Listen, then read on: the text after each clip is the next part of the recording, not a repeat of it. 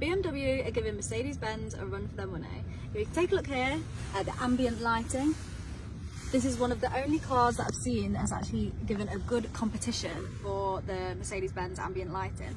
So you've got 15 colours to choose from, and it's very, very vibrant.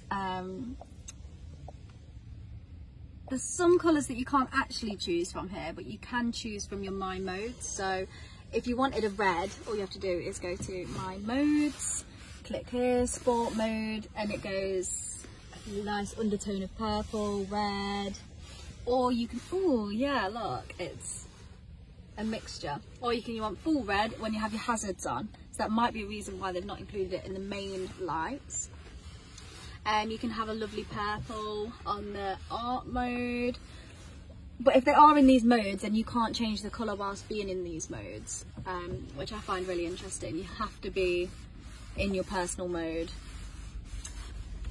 and then switch your colour like that.